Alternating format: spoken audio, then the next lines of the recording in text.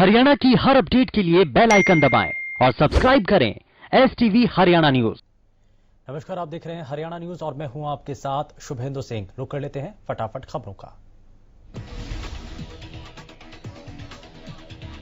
कुरुक्षेत्र पहुंचे बीजेपी प्रदेश अध्यक्ष ओपी धनखड़ ने कहा कि किसानों के लिए लाए 3 अध्यादेश उनकी आर्थिक आजादी में सहायक होंगे।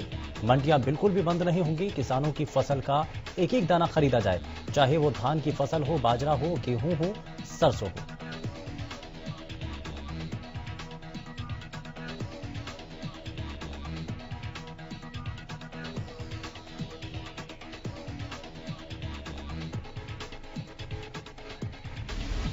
इस दौरान उन्होंने कहा कि किसान अपनी फसलों की सीधी बिक्री भी कर सकते हैं और इकट्ठे खरीद के लिए नियम बनाए गए हैं। उन्होंने कहा कि किसानों को बरगलाने वाले सावधान रहें, क्योंकि पुरानी व्यवस्था बंद नहीं हो रही है। झूठ बोलने वालों की डंके की चोट पर पोल खुलेगी।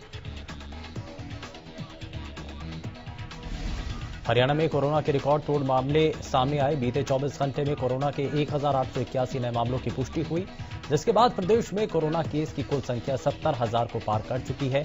55,000 से ज्यादा मरीज रिकवर कर चुके हैं, जबकि 740 लोगों की अभी तक मौत हो चुकी है। साइबर सिटी गुरुग्राम में बीते 24 घंटे में सबसे ज्यादा 224 मामले सामने आए। सोनीपत में 190, सिरसा में 115, करनाल में 112 और हिसार में 111 नए मरीज सामने आए।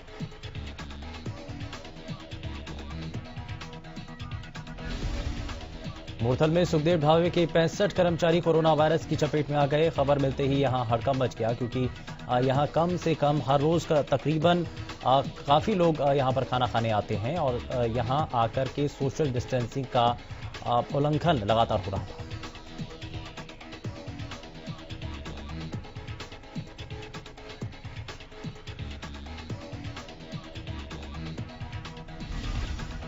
ढाबे पर काम करने बाहर से आए 65 कर्मचारी कोरोना संक्रमित पाए गए हैं। किसी में कोई लक्षण देखने को नहीं मिला है।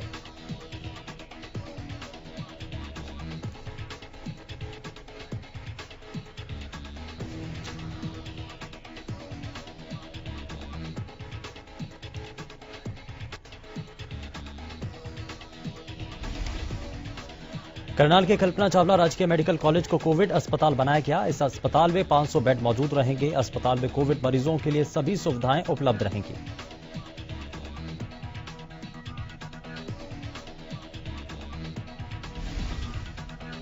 किसानों की समस्या पर विधायक गोपाल कांडा ने स्वयं को ट्वीट किया। ट्वीट में कॉटन उत्पादक किसानों की मदद करने की मांग की गई। साथ ही कहा गया कि विशेष गिरदावरी करवाकर किसानों को मुआवजा दिया जाए।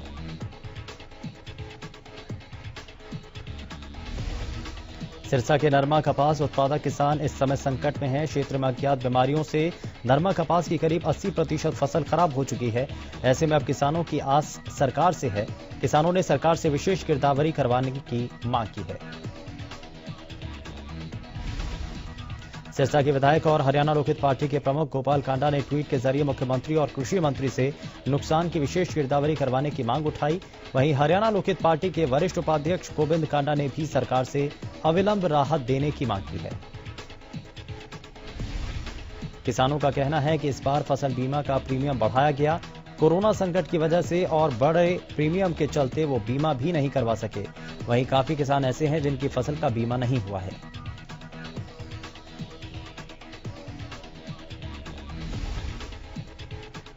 उगलाना के चमारखेड़ा गांव की बेटी पल्लवी न्याय की गुहार लगा रही है। आपको बता दें कि पल्लवी ने 12वीं क्लास में प्रदेश भर में पहला स्थान हासिल किया था। पल्लवी ने बताया कि उसके पिता 2.5 लाख रुपए लेकर गांव आ रहे थे और उसी दौरान किसी अज्ञात व्यक्ति ने उसके पिता को नशा देकर पैसा चुरा लिया, जिससे उन्होंने 28 जुलाई को शिकायत दर्ज करवाई। लेकिन बावजूद इसके अभी तक कोई कार्रवाई नहीं हुई। इसके लिए उन्होंने डीजीपी हरियाणा पुलिस और गृह मंत्री अनिल विज को भी शिकायत देकर कार्रवाई करने की मांग की।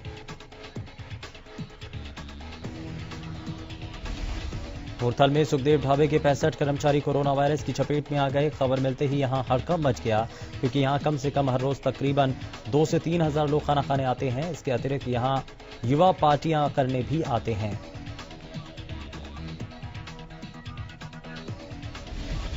हरियाणा सरकार ने पानीपत नगर के क्षेत्र में ठोस कूड़ा प्रबंधन का ठेका एक प्राइवेट कंपनी को दे रखा है। कंपनी के कर्मचारी जितना कूड़ा उठाकर लाते हैं उसका वजन करने के बाद डंप किया जाता है। कंपनी को उस वजन के हिसाब से पैसे मिलते हैं। आरटीआई में खुलासा हुआ कि 2018 से जुलाई 2020 तक इस कंपनी को पानीपत नगर निगम ने 36 करोड़ से ज्यादा का भुगतान किया।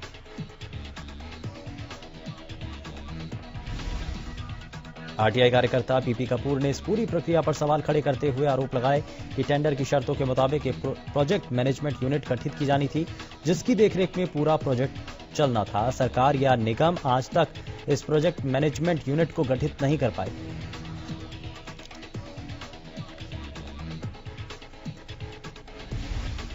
हरियाणा की मुख्य सचिव केशनी आनंद अरोड़ा ने अधिकारियों को कहा कि आने वाले धान की कटाई के मौसम के मद्देनजर पराली जलाने के जीरो बर्निंग के लक्ष्य को प्राप्त करने की दिशा में कार्य करना है। उन्होंने सर्वोच्च न्यायालय के आदेश की अनुपालना में फसल अवशेषों को जलाने से रोकने के लिए उन्होंने कृषि से जुड़े संगठनों के प्रतिनिधियों के साथ वीडियो कॉन्फ्रेंसिंग के जरिए बैठक की। गुरुग्राम पुलिस ने फरूख नगर इलाके के मंदिर में लूटपाट और मंदिर के पुजारी के साथ मारपीट करने के मामले में 3 आरोपियों को गिरफ्तार किया। गुरुग्राम पुलिस को शिकायत मिली थी कि फरूख नगर के हरिनगर डूमा गांव में शिव मंदिर में कुछ अज्ञात युवकों ने मंदिर के पुजारी के ऊपर हमला कर दिया, जिसमें पुजारी समेत अन्य लोगों को गंभीर चोटें आईं। वहीं इस दौरान आरोपियों ने मंदिर में रखी 28,000 रुपए नकदी, कुछ मोबाइल, 2 मोटरसाइकिल और 1 गाड़ी के अलावा पुजारी की पत्नी के कान के कुंडल लूटकर वहां से फरार हो गए। फिलहाल पुलिस ने आरोपियों को गिरफ्तार कर उनसे पूछताछ शुरू कर दी है। नोके गांव लुहिंगा कला में गोहत्या और गौ तस्करी को रोकने के लिए पंचायत का आयोजन किया गया। पंचायत में गौवंश को बचाने के लिए कई बड़े फैसले लिए गए।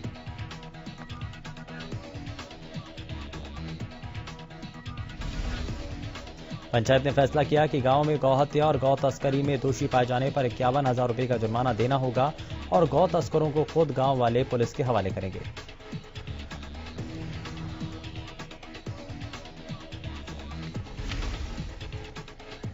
हरियाणा के 60% से ज्यादा बिजली उपभोक्ता बिजली बिलों की अदायगी के लिए ऑनलाइन माध्यमों का इस्तेमाल कर रहे हैं।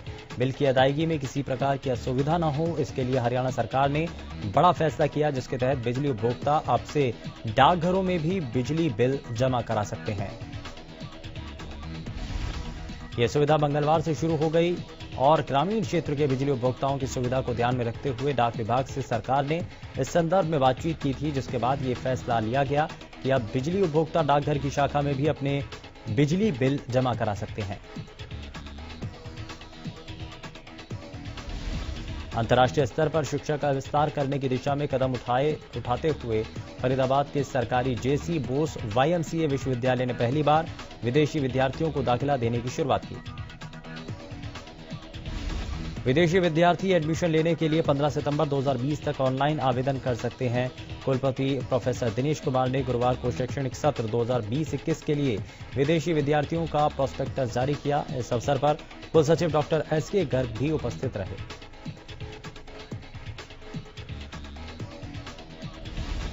पांच महीने के इंतजार के बाद DMRC ने ऐलान कर दिया कि मेट्रो की सेवाओं की बहाली 7 सितंबर से शुरू की जाएगी और मेट्रो 3 स्टेज में चालू की जाएगी और पहले स्टेज की शुरुआत 7 सितंबर से शुरू होगी। सिर्फ स्मार्ट कार्ड धारकों को मेट्रो में सफर करने की अनुमति दी गई है। वहीं जहां पहले हर स्टेशन पर मेट्रो 2.5 मिनट रुकती थी, अब उस फ्रीक्वेंसी को बढ़ा करके 5 मिनट कर दिया गया है। मेट्रो में सफर करने वाले लोगों को स्वास्थ्य विभाग की ओर से बनाई गई गाइडलाइंस का पालन करना जरूरी होगा। वहीं पालन न करने वालों के खिलाफ सख्ती से एक्शन लिया जाएगा।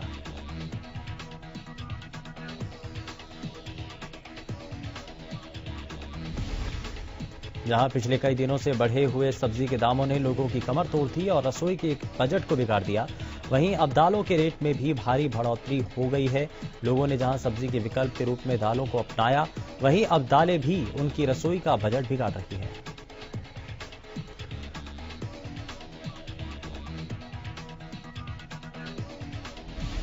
गोहाना में बर्खास्त पीटीआई टीचरों ने जोरदार प्रदर्शन किया। इस दौरान प्रदर्शनकारी टीचरों ने पीटीआई एग्जाम को रद्द करने की मांग की। साथ ही पीटीआई भर्ती के लिए करवाए गए टेस्ट पर सवाल उठाते हुए सरकार पर अपने चहेतों को नौकरी देने का आरोप भी लगाया।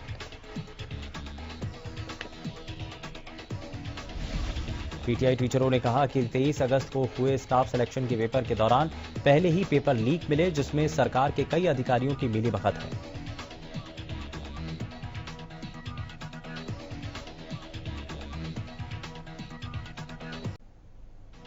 हरियाणा सरकार और माननीय सुप्रीम कोर्ट के फैसले के बाद 1983 पीटीआई का भविष्य अधर में लटक गया। उन सभी को तुरंत प्रभाव से हटा दिया गया। पूरे हरियाणा में 1983 पीटीआई बेरोजगार हो गए। फैसले को आए तकरीबन 81 दिन बीत चुके हैं। उसी दिन से लगातार पीटीआई धरना प्रदर्शन कर रहे हैं। कैथल में आंगनबाड़ी वर्कर हेल्पर की महिलाओं ने जिला स्तर पर कैथल के लघु सचिवालय में रोष मार्च निकालते हुए धरना प्रदर्शन किया। आंगनबाड़ी वर्कर हेल्पर यूनियन के नेताओं का कहना है कि पिछले 5 महीने से वेतन नहीं मिल रहा है।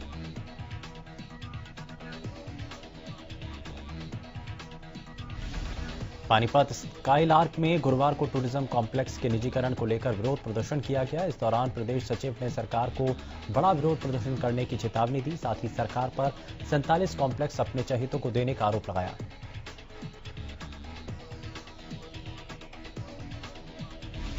झज्जर के गवालीसन गांव में जलभराव की समस्या से किसान परेशान हैं। किसानों का कहना है कि जिस ट्रेन के जरिए पानी निकलना है, उस ट्रेन पर रसूखदारों ने अवैध कब्जा कर रखा है, जिसके चलते खेतों का पानी निकालने में बेहद परेशानी हो रही है। साथ ही किसानों ने बताया कि जब भी वो अधिकारियों से पानी निकालने की मोटर की बात करते हैं तो अधिकारी उन्हें खराब मोटर दे देते हैं। वहीं किसानों का यह भी कहना है कि जब अधिकारियों से अवैध कब्जा हटवाने की बात की जाती है तो उन्हें समस्या के समाधान की बात कही जाती है, लेकिन बावजूद इसके अभी तक कोई समाधान नहीं हुआ।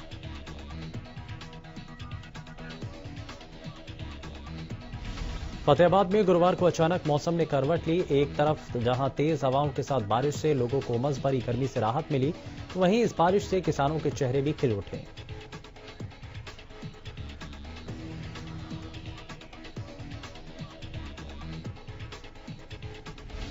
फतेहाबाद में तेज बारिश के बाद सड़कें तालाब में तब्दील हो गईं। शहर के चौराहों पर भी जगह जगह पानी इकट्ठा हो गया, जिससे लोगों को परेशानी का सामना करना पड़ा।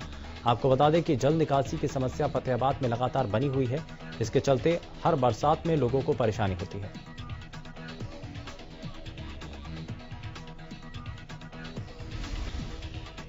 रेवाड़ी जिले का आईएमटी इन दिनों प्रशासन की लापरवाही का शिकार है। यहां सड़कों की हालत पूरी तरह से खस्ता बनी है, लेकिन इस तरफ कोई ध्यान देने वाला नहीं।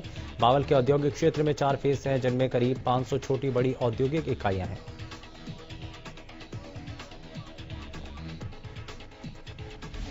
लेकिन यहां के फेज 1 की सड़कों की हालत बद से बदतर है। सड़कें टूटी होने की वजह से यहां पानी भरा रहता है, जिसके चलते कई बार हादसे हो चुके हैं। इसके समाधान के लिए कई बार शिकायतें की जा चुकी हैं, लेकिन कहीं कोई सुनवाई नहीं होती।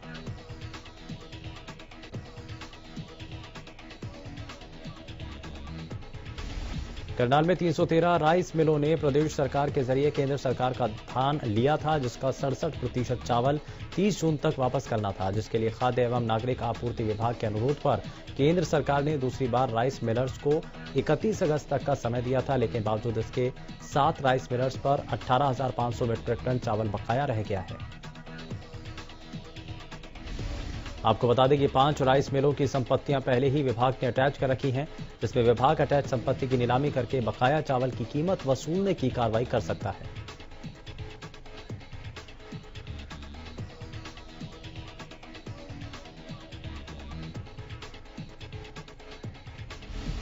कोसली के गोठड़ा टप्पा गांव में 2 साल से जन स्वास्थ्य विभाग द्वारा वाटर वर्क्स का निर्माण चल रहा है, लेकिन घटिया सामग्री निर्माण काम में लगाई जा रही है और इससे पहले ही इस वाटर वर्क्स में दरारें पड़नी शुरू हो गई।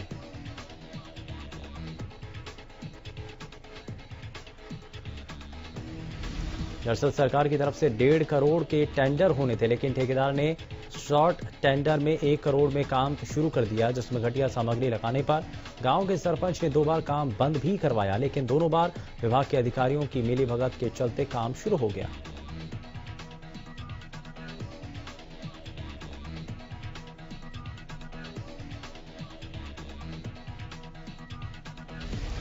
वहीं ग्रामीणों का आरोप है कि इस काम में मानकों के अनुरूप ना तो सरिया लगाया जा रहा है, ना ही मसाला सही लगाया जा रहा है, जिसके चलते वाटर वर्क पूरा होने से पहले ही जगह जगह दरारें आने शुरू हो गई हैं।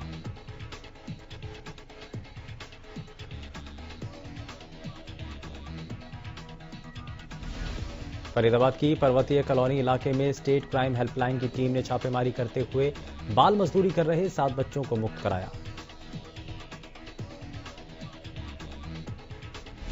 बच्चे पर्वतीय कॉलोनी इलाके में एक वर्कशॉप में काम कर रहे थे, जिसकी सूचना स्टेट क्राइम चाइल्ड हेल्पलाइन की टीम को मिली थी, जिसके बाद टीम ने छापेमारी कर बच्चों को बाल मजदूरी करते हुए वहां पर देखा। फिलहाल स्थानीय पुलिस इस मामले में आगे की कार्रवाई शुरू कर चुकी है।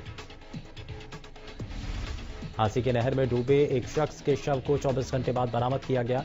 बताया जा रहा है कि डाणी पीरवाली निवासी पुरुषोत्तम अपने दोस्त के साथ पेटवाट डिस्ट्रीब्यूटरी नहर में नहाने गया था। इस दौरान वो पानी के तेज बहाव के चलते डूब गया। सूचना के बाद पुलिस और सिंचाई विभाग के ग्रामीणों की मदद से रेस्क्यू ऑपरेशन चलाया और 24 घंटे बाद शव को बाहर निकाला गया। पुलिस ने शव को कब्जे में लेते हुए पोस्टमार्टम किया और परिजनों को सौंप दिया। आपको बता दें कि इससे पहले भी हिसार जिले में नहर में डूबने से मौत के कई मामले सामने आ चुके हैं।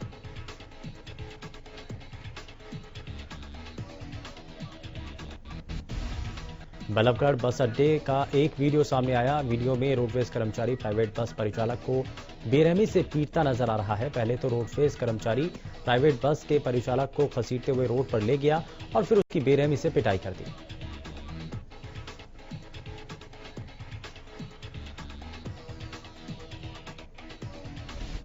फिलहाल के लिए बस इतना ही। नमस्कार।